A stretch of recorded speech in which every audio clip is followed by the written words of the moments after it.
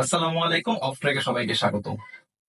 Shakib Al Hasan recently US এর সাথে যেই টি-20 সিরিজ হয়েছে সেখানে শেষ টি-20 ম্যাচে, তৃতীয় টি-20 ম্যাচে সাকিব আল হাসান 1 উইকেট নিয়েছেন এবং সেই সাথে সাকিব আল হাসান তার আন্তর্জাতিক ক্রিকেট ক্যারিয়ারে 700 উইকেট এর মাইলফলক স্পর্শ করেছেন। শুধু 700 উইকেট না, বরঞ্চ সাকিব আল হাসান বিশ্বের একমাত্র অলরাউন্ডার হিসেবে তার আন্তর্জাতিক ক্রিকেট ক্যারিয়ারে 14,000 রান প্লাস 700 উইকেটের মাইলফলক স্পর্শ করেছেন।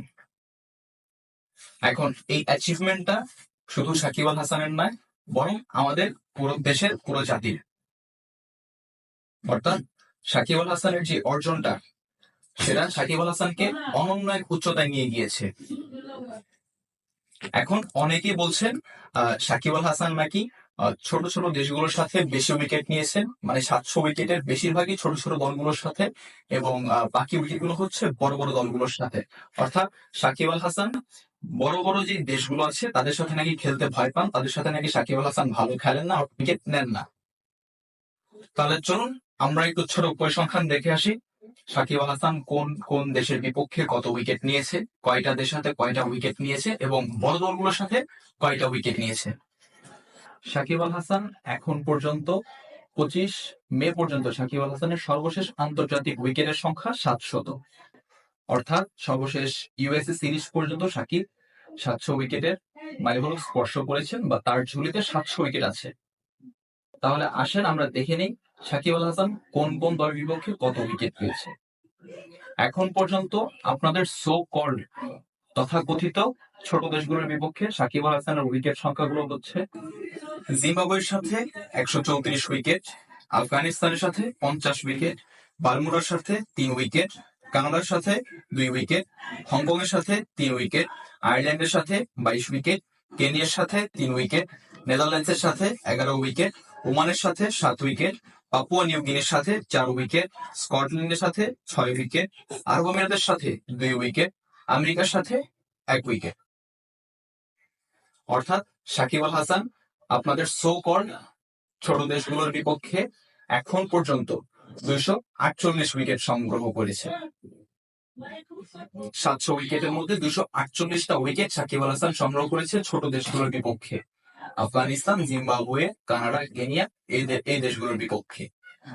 এখন আসেন আমরা দেখি টপ টায়ার যে টিমগুলো আছে, আপনাদের তথাকথিত বড় দলগুলো, আমরা সেই দলগুলোর সাথে সাকিব আল হাসানের উইকেট পরিসংখ্যানটা একটু দেখে নিই।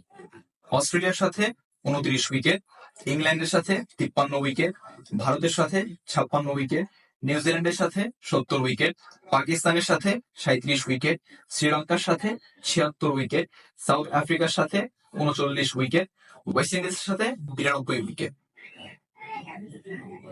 অর্থাৎ Shakib Al Hasan Zimbabwe, Afghanistan, Canada, Kenya, Oman এসব দলগুলোর বিপক্ষে 248 উইকেট নিয়েছে এবং টপ টায়ার যে টিমগুলো আছে যেমন Bharat, New Zealand, south Africa, Sri Lanka, West Indies, এদের বিপক্ষে সাকিব 452 উইকেট নিয়েছে। অর্থাৎ সাকিবের এই 700 উইকেটের যেই ঝুলিটা, তার মধ্যে 3/2 হচ্ছে টপ টায়ার টিমগুলোর বিপক্ষে: Bharat, Pakistan, Sri Lanka, West Indies, New Zealand, এদের বিপক্ষে। এখন আপনারা যদি বলেন যে সাকিব আল হাসান 700 উইকেট নিয়েছে, 700 উইকেটের বেশি উইকেট হচ্ছে ছোট দলগুলোর বিপক্ষে, তাহলে কিন্তু সেটা সম্পূর্ণ ভুল। সাকিব আল হাসান সেই টেস্ট প্লেইং নেশনগুলোর বিপক্ষে নিয়েছে 656 উইকেট, যা রীতিমতো অবাক করে দেওয়ার মতো। আপনাদের গর্ব করে বলা উচিত আমাদের একজন সাকিব আল হাসান আছে, কারণ আন্তর্জাতিক ক্রিকেটে একমাত্র সাকিব আল হাসান একমাত্র অলরাউন্ডার যা কিনা পুরো ক্রিকেট ক্যারিয়ারে 14,000 রান এবং 700 উইকেট রয়েছে। হয়তো এই টি-20 বিশ্বকাপ পর সাকিব আল হাসান কার্ড দেখা যাবে না আন্তর্জাতিক ক্রিকেটে টি-20 ফরম্যাটে। এরপর হয়তো 2025 চ্যাম্পিয়ন্স ট্রফির পর সাকিব আল হাসানকে ওডিআই এবং টেস্ট ফরম্যাটে দেখা যাবে না। সাকিব বড়জোর আর 1 বছর 2 বছর খেলবে। সেই 1টা বছর 2টা বছর সাকিব আল হাসানকে ট্রল না করে উপভোগ করুন। সাকিব আল হাসানকে ভুয়া, সৌরভ এইসব না বলে সাকিব আল হাসানকে সাকিব নামেই চিনুন, কারণ সাকিব আল হাসান অবসর নিলে বাংলাদেশ ক্রিকেট ইতিহাসে দ্বিতীয় সাকিব আর কখনোই আসবে না। ধন্যবাদ সবাইকে।